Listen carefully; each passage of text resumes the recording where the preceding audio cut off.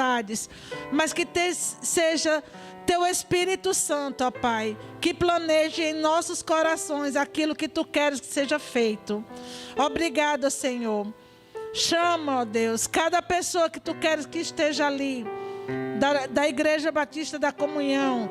Chama, Senhor, incomoda, ó Pai, para que nós estejamos juntos como igreja Tua, ó Pai, trabalhando, ó Senhor, para Te honrar, para Te glorificar. E isso, Pai, é um privilégio, ó Pai. É um privilégio, ó Senhor, trabalhar na Tua obra. É um privilégio, ó Senhor, poder Te servir. É um privilégio, ó Senhor, poder fazer coisas em Teu nome, ó Deus.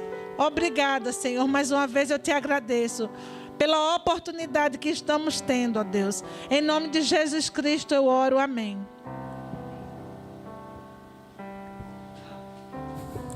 Amém. Deus seja louvado. Abra sua Bíblia, por gentileza, livro de Ruth. Livro de Ruth.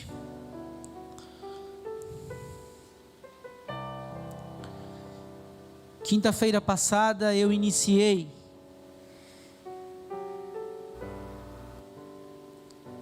a exposição do livro de Ruth. Na verdade, algumas lições, não é bem uma exposição, falando sobre recomeço. Que é possível sim recomeçar após o caos, é possível sim recomeçar após o luto, após a perda, após a dor, após o desespero, é possível sim. E quando nós olhamos para o livro de Ruth, nós percebemos que o livro de Ruth é o livro da esperança, é o livro do renovo. Por quê, pastor? Porque o livro de Juízes termina dizendo que não há rei em Israel e cada um fazia o que queria. Logo, a degradação moral e espiritual do povo era algo muito perceptível. E o livro de Ruth, ele traz uma figura, uma tipologia de um Cristo que é o Boaz. Aquele homem que resgata as viúvas, aquele homem que resgata a estrangeira, aquele homem que alimenta. Então Boaz é uma tipologia de um Cristo, não é Cristo, é uma tipologia. E o interessante é que o livro de Ruth gira em torno da pessoa bendita de Jesus. Quando nós percebemos a conclusão do livro, nós vamos perceber que o livro aponta para Jesus Cristo como da descendência de Davi. Então é de fato sim um livro de esperança, de renovo, e nós cremos que da mesma forma que estas mulheres recomeçaram, é possível nos dias de hoje recomeçarmos também, amém? E eu partilhei algumas lições, não sei se vocês lembram. A primeira lição: seja fiel a Deus e não blasfeme. Se você quer recomeçar, você precisa recomeçar da forma certa, sendo fiel a Deus, não blasfemando.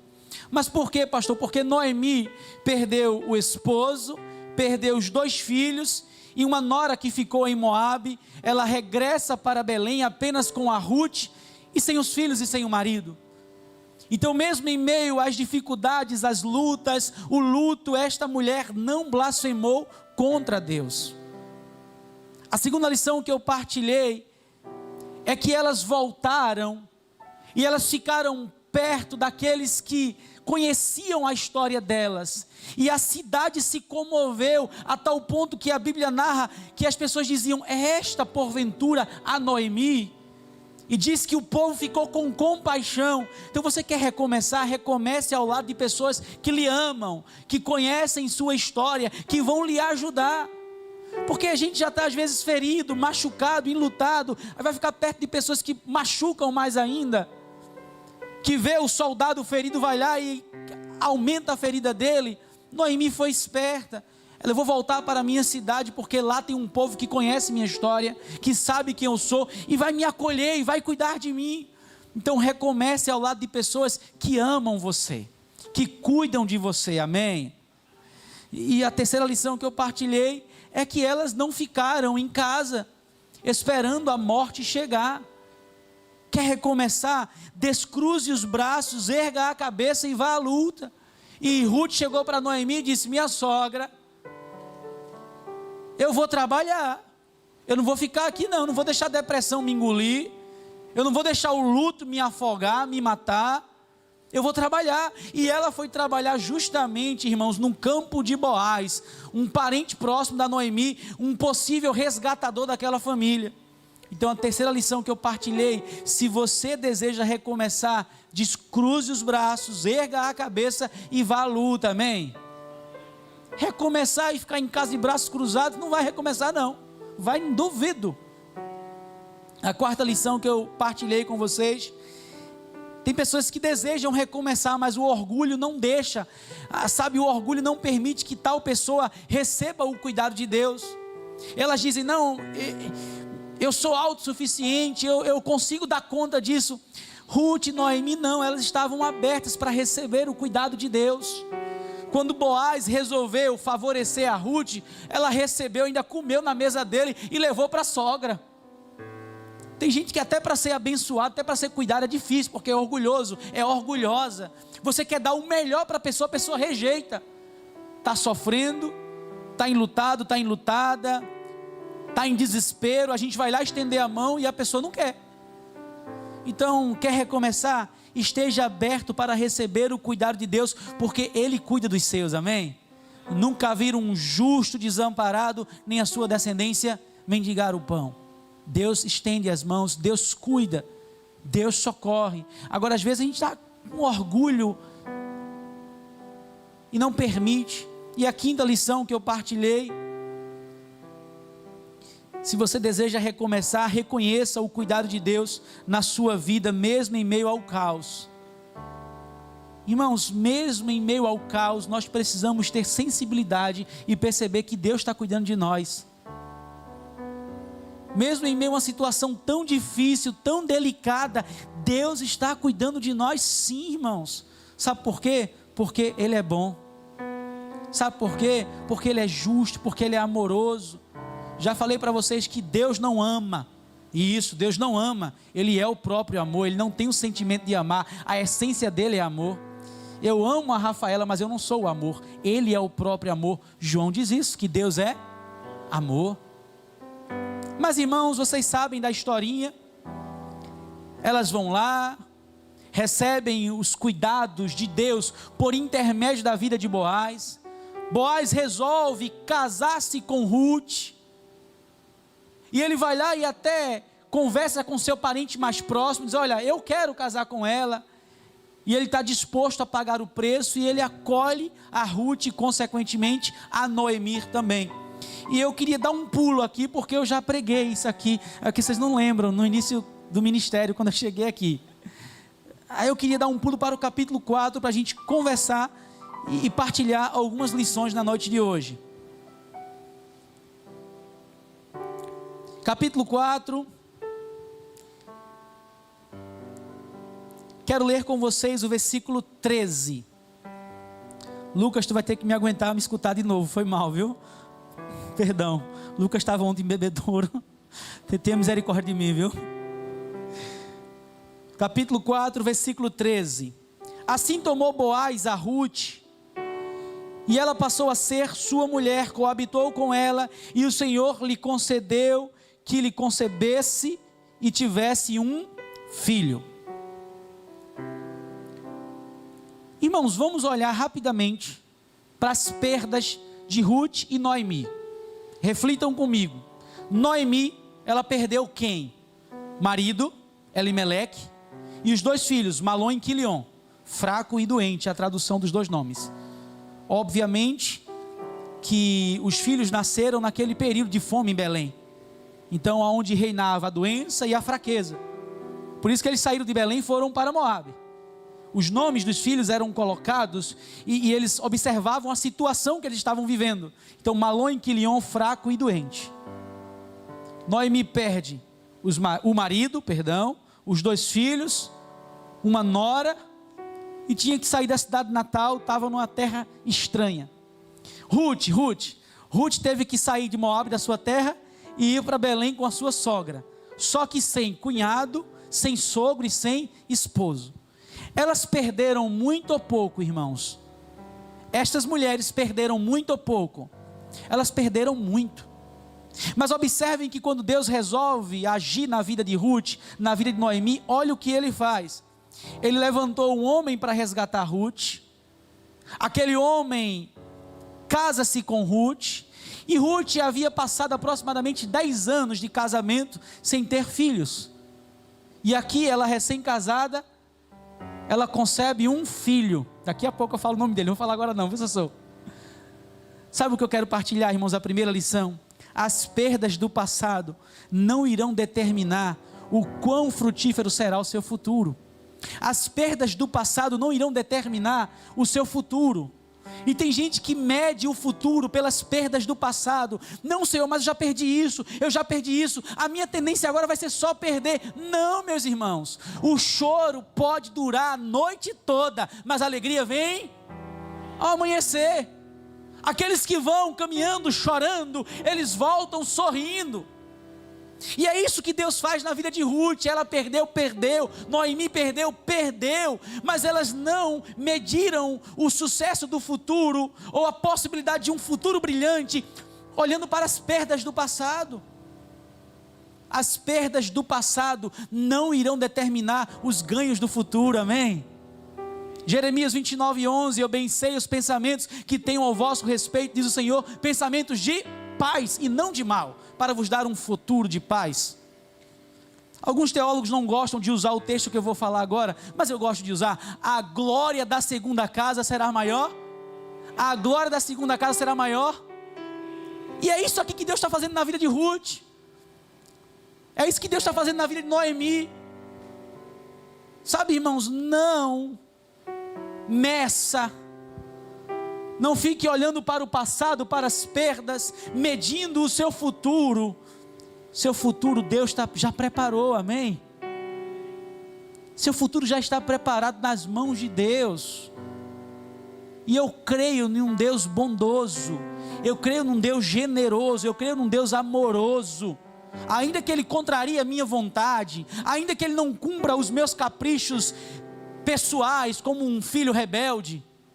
E a Bíblia vai dizer, se vocês que são maus, conseguem dar boas dádivas aos filhos de vocês, imagine um Pai Celestial que é bom.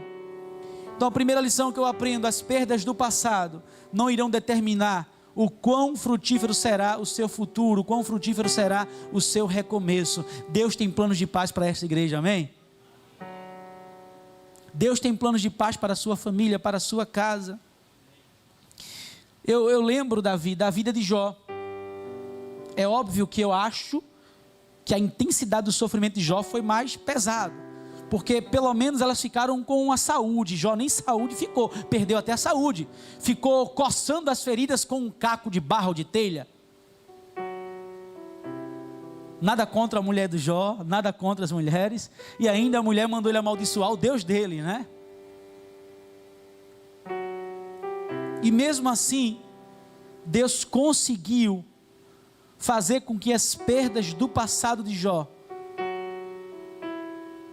que elas não se tornaram empecilhos para o agir de Deus para o futuro dele. Deus devolveu quase todas as coisas a Jó, quase todas as coisas, exceto os filhos. Dizem teólogos que Deus não devolveu, Germando, os filhos a Jó, porque filho a gente não perde. Filho continua sendo filho até depois da morte. A mamãe continua amando, sabendo que ele está no céu com o Senhor. O papai continua amando, sabendo que ele está no céu com o Senhor. Então Deus deu mais filhos a Jó, não multiplicou os filhos. Depois vocês leiam lá a história de Jó. Então a primeira lição, irmãos, eu sei que alguns aqui já perderam, eu sei que alguns aqui já sofreram, alguns estão sofrendo e estão perdendo, eu sei disso, mas nada disso vai determinar o seu futuro, amém? Nada do que você está passando hoje vai determinar o seu futuro. Deus tem planos de paz. Você pode chorar a noite todinha, mas ao amanhecer você vai sorrir. Eu quero continuar. Agora eu quero olhar com vocês para os versículos 14 e 15. Deus está falando contigo, não está, não, Eduardo? Deus é bom, viu? Deus é bom. Os versos 14 e 15. Então, as mulheres disseram a Noemi: seja o Senhor bendito, que não deixou hoje de de te dar um neto que será teu resgatador, e seja afamado em Israel o nome deste. Ele será restaurador da tua vida e consolador da tua velhice, pois tua nora que te ama o deu à luz, e ela te é melhor do que 7. Dizer isso para uma mãe que perdeu 2 filhos, dizer que a nora é melhor do que 7, irmãos, a coragem. Eu não teria coragem de dizer isso, não. Sabe, irmãos, o que eu aprendo? Elas recomeçaram.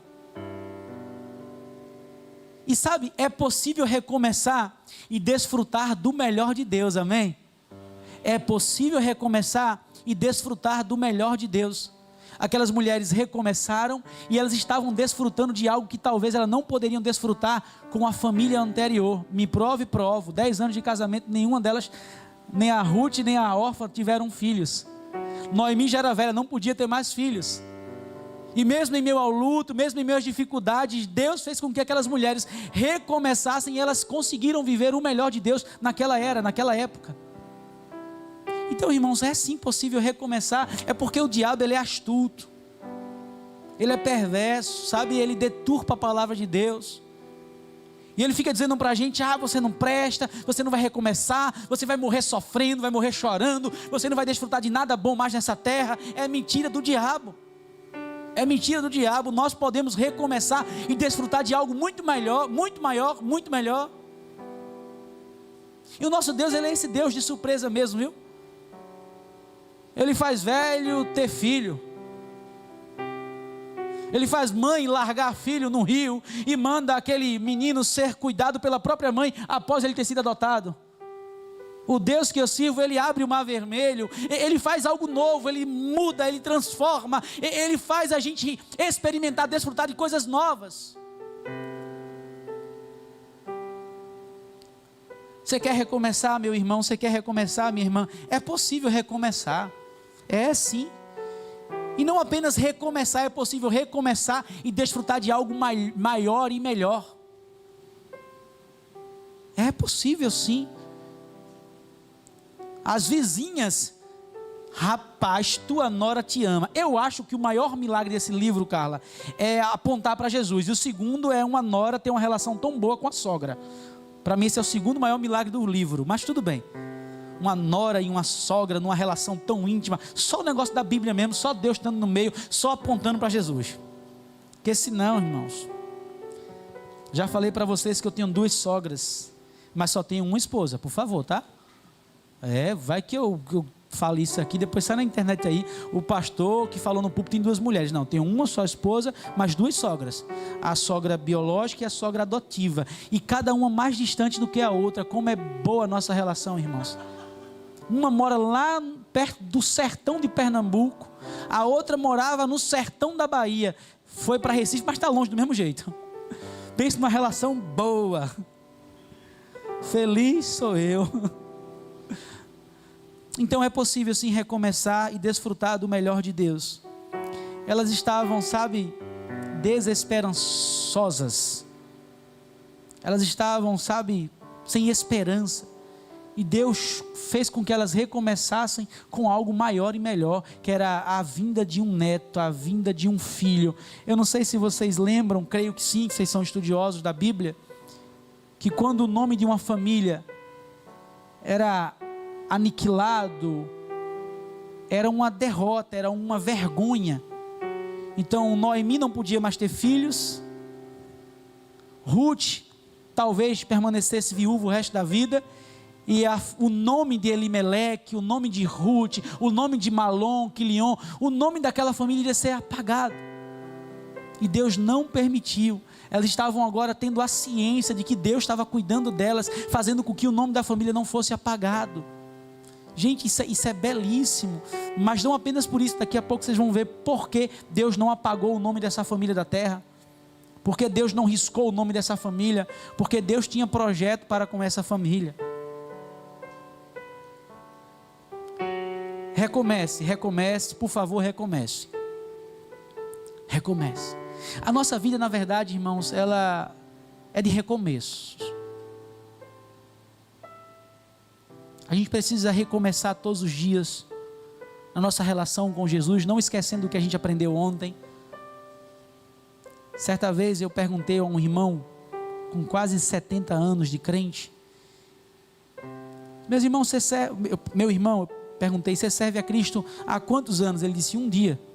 Puxa, seu irmão endoidou. Isso que foi, irmão? Tinha acesso para brincar com ele, o irmão pirou. Disse, não, é porque eu me converti ontem. Quando amanheceu o dia, eu me converti hoje. Todos os dias eu recomeço com Deus, minha relação com Deus, com a minha família. Todos os dias eu recomeço, todos os dias. Para eu não ficar com aquela síndrome, eu nasci assim. Eu nasci assim.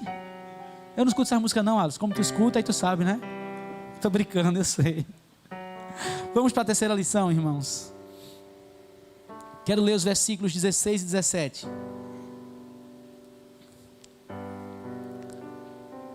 Noemi tomou o menino e o pôs no regaço, e entrou a cuidar dele. Verso 17. As vizinhas lhe deram nome, dizendo: a Noemi nasceu um filho, e lhe chamaram Obed. Este é o pai de Jessé, pai de Davi, a linhagem de Jesus. Olha porque Deus não apagou o nome da família, porque dessa família viria o nosso, irmãos, de uma família improvável, 2 viúvas, uma moabita, uma estrangeira, herdou, concebeu, deu à luz a um menino, de onde daquele menino veio a linhagem do nosso Salvador. Irmãos, se não era Deus, e se não é Deus que controla, que guia todas as coisas, irmãos, eu acredito, mas acredito em muito na predestinação, não fatalista, que Deus não apenas sabe de todas as coisas, mas Ele governa todas as coisas. Eu não apenas acredito, como eu vejo nas Escrituras, claramente, porque Ele nos elegeu, nos escolheu em Cristo, antes da fundação do mundo, porque vocês não me escolheram, mas eu escolhi vocês. Irmãos, só estamos aqui hoje, porque Deus está nos conduzindo, amém? Porque a nossa natureza pecaminosa, a nossa natureza adâmica, o velho homem, a velha mulher, não viria para a casa do Senhor, não se renderia ao Senhor. Se você está aqui, conhece o Evangelho, se sua família ainda não foi destruída, é porque Deus tem plano e é Ele que está cuidando, amém? Mas eu quero partilhar a terceira lição e última. Verão, a última lição para eu acabar a mensagem. Você é tão espontâneo, Verão. Todo recomeço deve apontar para Jesus. Todo recomeço deve apontar para Jesus. Você vai namorar com alguém? Tem que apontar para Jesus. Você vai fazer um curso? Tem que apontar para Jesus. Você vai fazer qualquer coisa? Tem que apontar para Jesus. Se o seu recomeço não aponta para Jesus, nem recomece. Fique quieto, fique quieta, porque é possível que você chore mais do que antes. Elas recomeçaram sim, porque Deus conduziu. E o recomeço destas mulheres apontou para quem, irmãos? Para a descendência do nosso Salvador. Tudo na sua vida precisa apontar para Jesus. Seus relacionamentos, seu trabalho, seu curso da faculdade, o que você deseja para o futuro tem que apontar para Jesus.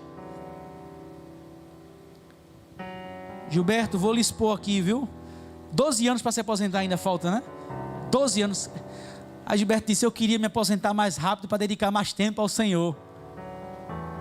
É justamente isso, até uma aposentadoria precisa apontar para quem? Para Jesus, irmãos. Tudo o que acontece na nossa vida precisa apontar para Jesus. É porque a gente até acredita que é possível recomeçar, mas recomeça de forma errada. Vai recomeçar o namoro, Samuel? Glória a Deus. Recebe a profecia, varão. Eis que te digo, tem que apontar para Jesus, Samuel. Se Jesus não estiver no meio, não rola. Agora, se Jesus está no meio, vale a pena mergulhar. Para tu não posso profetizar não, que já tem namorada, viu? Se vou dizer a Renata, vai para cá. Ó, Renata, ele está mandando dar glória a Deus, quer que eu profetize para ele também, ó. Deu certo da última vez que Davi trouxe água para mim. Vai buscar um garrafão de 20 litros, vá Samuel. A gente tem que recomeçar e a gente deve recomeçar, mas o nosso recomeço tem que apontar para Jesus. Já recomeça com orgulho, está errado. Já recomeça com vaidade, está errado. Já recomeça em pecado, está errado. Já recomeça da forma errada. O pai da Rafa é pastor. E ele pegou no meu pé demais, gente. Ô rapaz, eu amo meu sogro, mora bem longe de mim, coisa boa. Vez ou outra, quando eu me encontrava com ele, se começar errado, vai dar errado. Eu cansei de ouvir isso dele, mas não é que é verdade? Eu quero que você viva um recomeço. Eu quero que você desfrute de algo novo da parte de Deus. Eu quero. Mas precisa apontar para Jesus, amém, irmãos? O passado, as perdas, nada do que você viveu vai determinar o seu futuro, amém? Nada vai determinar o seu futuro. Quem determina o seu futuro é Deus. E a gente percebe que é possível recomeçar e desfrutar do melhor de Deus. Imagina isso, senhor, recomeçar e ficar angustiado. Por que recomeçou então, né? É possível recomeçar e ser feliz e desfrutar do melhor de Deus. É possível sim. Mas se não apontar para Jesus, irmão, se não apontar para Jesus, não é recomeço, é engano. Pai, muito obrigado, Senhor. Obrigado por tua palavra. Que história linda. E eu creio na literalidade desta história. Eu creio que a narrativa bíblica contida no livro de Ruth, de modo especial, do capítulo 1 ao capítulo 4, aponta para Jesus. Nós estaremos, Pai, dando início a um trabalho lá na Massagueira, Pai. Se não apontar para Jesus, nem vale a pena a gente começar. Se a gente começar com vaidade, se a gente começar achando muitas coisas, acaba que o homem reinando e Jesus desaparecendo. Então, Pai, estamos vivendo algo novo na nossa igreja. Vamos gerar uma filha, Pai. Passamos um ano e pouco orando, e o Senhor hoje nos presenteia com uma filha, uma congregação. E a nossa igreja precisa cuidar da filha, precisa amar a filha, precisa se esforçar para que a filha cresça e depois crie autonomia e consiga caminhar sozinha com um obreiro, com uma família pastoral naquele local. Mas nós precisamos, Pai, começar da forma certa, olhando para o Senhor. Que não seja feita a minha vontade naquela congregação, que não seja feita a vontade de nenhum irmão da igreja, mas que seja feita a tua vontade naquele local, Pai. Aqui também na nossa igreja local, como nós já estamos desfrutando disso, Pai.